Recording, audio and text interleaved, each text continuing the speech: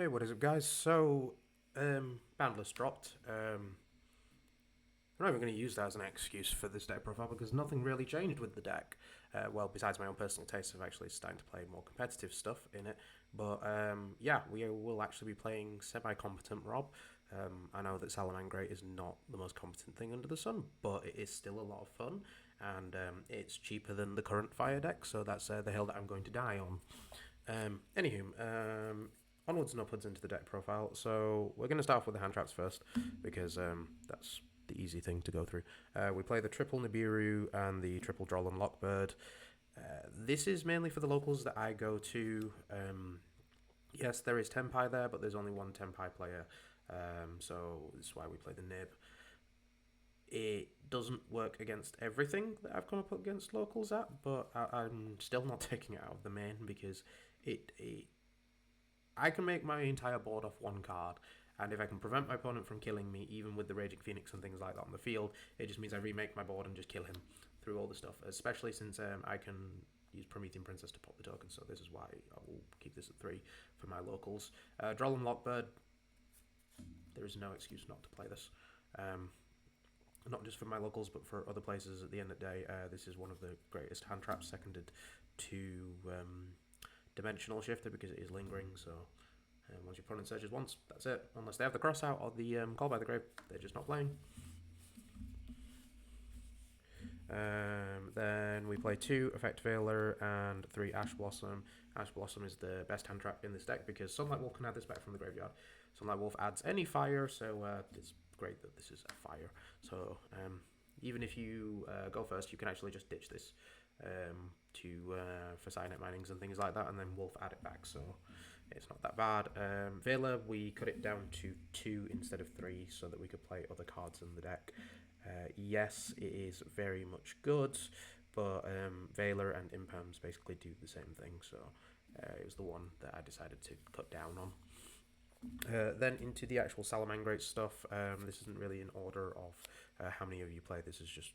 So, 2 Foxy, I contemplated cutting this down to 1 at one point because you never really normal summon it, and if you normal summon it, it means that your hand's terrible anyways. Unless there's Gazelle, then yeah, you do summon this because there's no point normalling the Gazelle. The Reborn from the Grave is quite good because it baits out stuff quite easily when I'm up against Runic players. The amount of times that I've gone Foxy effect, they've gone, yeah, okay, that's fine, and then Foxy comes back Point Fountain and they try and chain their spells, so reading is really, really useful. But the only reason I'd actually cut this is if I played Foul, and Foul's kind of terrible. It does summon itself for free, but I'd rather just have the free extending from the grave.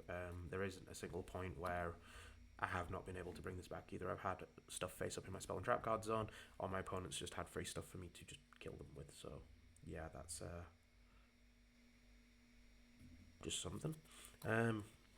Then we play 2 Spinny. This was one of the cards where I contemplated cutting Foxy to play the 3rd one of this, but 2's just fine. I don't always go into Stalio, so the level 3 bit doesn't matter as much. It's still good at the end of the day. It does change stats of stuff. We used to use that for Violet Chimera plays, but we realised that Violet Chimera kind of sucks, or it is a win harder card, so we stopped playing it. Its Reborn from the Grave is just great extending, so yeah, it is kind of good. I've never really used its effect to gain attack just to beat over something, but it is just there for the sake of it. Then we play 1 Salamangreat Diabellstar. This card is a lot better than I gave it credit for. So its effect is, if it's added to hand by card effect, I can special it for free, and I can discard a Salamangreat to special summon this card from my hand. So that does actually matter, and it does come up, because the amount of times where I've gone circle into this, just have a free body that I don't have to normal summon, is amazing. And then on other occasions where I didn't summon it straight away off the circle, I kept it in hand, my opponent just used any form of hand trap to deal with the board, and then I just summoned this and then just start continuing. So this is just a lot better than what it is. It's like Poplar and Diabellstar put into one card. The only thing that sucks about it is it's a level 2, not a level 3, so it's meh. 1 Weasel. This card summons Promethean Princess from your grave. That's the only effect that matters. There was once where I did have a matchup where I summoned Salamangreat Fire to my opponent's field, thinking, oh yeah, this is going to be fine. We're just going to summon a fire and he's not going to do anything. And then as soon as I summoned it to his field, he went effect. I'm like, oh no, we did not think this through. So I've learnt my lesson, and if I'm going to summon a salad to their field, we're summoning one that doesn't have an effect on summon. Its extending bit is also quite good. There was 1 or 2 people that I saw play multiples of this. That's a bad idea. You don't want multiples of this because it's a once per turn. It does kind of suck because you can't reborn from the graveyard if your opponent's trolled you because it's all one effect. The tune apart never matters. I have seen people try and play it with Baron. I've seen people try and play other synchros. That's a bad way of doing it because it's just terrible in a nutshell. Then we play the 1 Jaguar. We don't play any other level 4s, so you're not going to see Bagushka or anything like that in my extra deck. The Jaguar is just to put stuff back into the extra deck so that I have free extending. There have been times where I've misplayed and not put back the Wolf or use Wolf correctly, so we use Jaguar to save ourselves. This does actually matter as well. It does actually do piercing damage, which helped in a few games because completely forgot it, and then time was coming around the corner, so we just summoned this back, run over a token and win. Then we play 3 Salamangreat Fire. We do not play Lady Debug in this build. I don't see a reason why. I've seen it played in lots of other builds, but I don't think Debug's as good as it could be. I'd rather just have this because it is a Salamangreat name.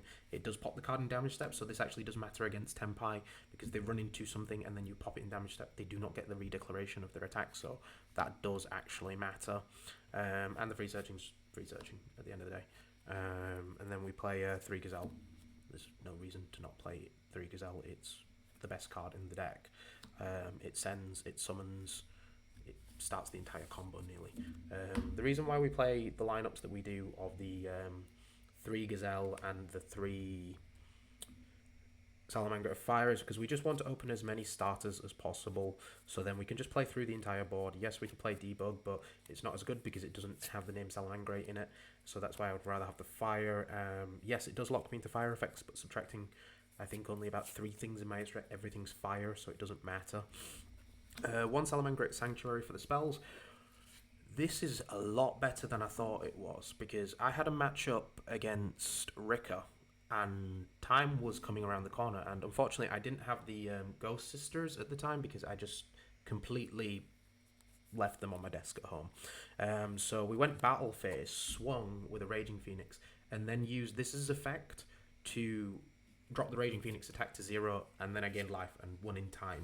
So we do actually have a way to win in time. It's a very, very stupid way, but it's a way that I like nonetheless. Then after that, we play the 3 Circle. The second effect does come up. There have been once or twice where I have had a Sunlight Wolf on the field. We have used its second effect to basically protect the wolf and then nib the entire board, so it does matter. People keep forgetting it does other things than just searching. And we play the 2 Signet Mining. I don't need 3. We have so many cards that search in the deck anyways, so we don't need a third one of this. Also, it ditches cards from hand while Circle doesn't. Circle's just a free search, so yeah, that's great. We play 2 Will of the Salamangreat. I bumped this up to 2 because 3 is kind of bad. It's not a card that I particularly want to play as often, but I do need it as free extending because, yes, Salad does die to a Nibiru, so we do need ways to summon something back. And there have been times where we have made into a Raging Phoenix and just used this as second effect, which is Soul Charge. I target a Raging Phoenix and summon 4 Salads from the grave in defense. Fair enough, I can't summon my Link monsters, but Soul Charge for 4 is just good enough. Fair enough, the format is a lot more faster, but it's still one of those things where if my opponent leaves this on the field, I can just start remaking my board from nothing. Then we also play the Triple Crossout Designator. We used to not play this. The reason why we didn't play it is because I was an idiot and sold them off to my friend when they were a lot more money. And then now, obviously, since the banned list has come out and this didn't get hit, yeah, we're just going to keep playing this. It's not as good as it could be if we were playing Snake Eyes, because then you could hit Snake Eyes cards with this. But at the end of the day, this is mainly here to just stop Nib. There are other hand traps that we can stop, but it's just dependent. That's why we play the Nib in the main instead of other hand traps that are in the side. We also play the one called By the Grave. I just hate hand traps. I don't want to deal with them at all, so might as well just play the effect in the 4th crossout. And then to round off the traps, we play Triple Infinite Impermanence. It's Imperm. I'd rather see this than Effect Veiler, because Effect Veiler triggers talents, and it can also be Colbide, while this you have to cross out and then it's done. And then one Rage and one Raw. I'm going to admit, I'm an absolute moron when it comes to this card. The amount of times that I have made a relinked Raging Phoenix, and then I go Promethean Princess, pop the Phoenix. So then when I activate this, I have to send a card. So don't do what I do. Make your Raging Phoenix and make sure you have 2 Balances in the grave. One for your turn so that you can bring back the Promethean Princess, and one for your opponent's turn so you don't have to pop again. So yeah, learn from my mistakes. Then for the extra deck, it is kind of a bit standard. The only things I really changed up was we don't play the Violet Chimera, but anyways, we played the triple Balanx, best card, protects from battle, protects from card effects, the amount of times where my opponent thought that they could thereby kill me and then completely forgot that this is a protection. So yeah, that is a card. Double Sunlight Wolf, this adds Ash Blossom back from the graveyard. There has been very few times that I've ever thought of needing the third. As long as you play this deck properly, you don't actually need the third. The only time that I would say that I missed having a third one of this was when I went up against Vanquish Soul, and that's because both of these got hit with Kashtira Fenrir, but we killed him with other cards, so that didn't really matter in the long run. We also play the one Helio. I was going backwards and forwards whether or not to play a Helio, or I was going to play Nightmare Phoenix instead. The only reason I thought Phoenix was because I got T-Kabooed once, and it meant that I had to go the long route to out it by making Foxy in the grave and then reborning it back, while if I had the Nightmare Phoenix, I could have just outed it straight away. So yes, Phoenix can be better than this, but also this shuffles in the back row, so when I have my runic matchups, I can just shuffle back their stuff, which is kind of good. And then from there, to round off the salad stuff for the links, we play the 2 Raging Phoenix. I have seen some builds play 3. I don't see the reason why. It's overkill in my eyes, and I'd rather have other things in my extra deck just in case. Yes, the searching effect is amazing, but I can just Jaguar, put one of these back, and then it's as if nothing changed anyways. Then for the non-Salamangreat cards, we play the 1 Link Spider. This is to link climb into our Heat Soul. The 1 Splash Mage. Again, this makes Heat Soul. That's really it. The Decode Talker Heat Soul. This was the package that I now play instead of the Violet Chimera, because I used to play Pit Knight, Proxy Magician, and Violet Chimera, which the combo for that was basically you made a Violet Chimera that could hit your opponent for 9k, which is good. But if you can make that combo, you can also make every other combo in Salad that kills your opponent anyways. The reason why we went back to this is because my only matchup that I lost the other week at the OTS was to Rika, and if I made this board of just a Heat Soul pass, I would have actually been in the game, because my opponent bricked, I bricked, but thankfully I was able to climb up into a Sunlight Wolf. But if I had the Heat Soul, I would have been able to go Splash Mage into this and then just start drawing cards, and hopefully from there I can get into either a Promethean Princess or a Raging Phoenix, and I would have won from there, but unfortunately I didn't, and I kind of regret not playing that now. 1 Fire Charmer, it reborns, makes Promethean Princess, makes everything else. There have been times where I've used this to reborn a Link 2 instead of making Promethean Princess, went straight into Raging Phoenix. That's a bad idea, don't do that. 1 Promethean Princess, this is a fire deck, that's basically the only explanation that she needs. 1 Mirage Thalia, this is a lot better than I give it credit for. Its bounce effect is quite good, because if I am not using Promethean Princess to pop my opponent's card, I can just use this to bounce the card that I summoned off Weasel back to my hand, which is still good, and I can just bounce my opponent's board. Loads of people keep forgetting that it just has that bounce effect. We also play the 1 Typhon. Rarely ever summon this. It's just there for the handful of matchups where summoning this just outs something on the field, but it's very rare I will use it, because I get fire locked either with fire effects or I get locked with summoning fires, so sometimes I contemplate not playing this. If I took this out, it would probably be a Nightmare Phoenix that I play instead, because fires are fires. For the side deck, it's a little bit changed, not a lot. The big change is obviously we learned from our mistake, and this will live in my deck box for eternity.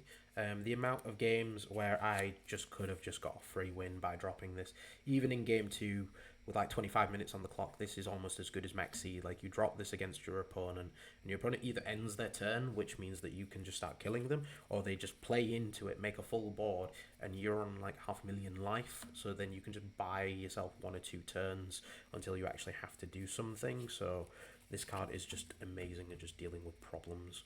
Phantasme links are in the format. Yes, I could invest in more chommies, but I'm not going to invest in them for several reasons. Number one, when I went to the OTS and I saw loads of people signing Mulchamis, it didn't really do as much as I thought it would. Yes, at the OTS, there was a lot of Rika, so I would have drawn a hell of a lot of Mulchamis, but we were drawing a lot of the Phantasmes anyways, and this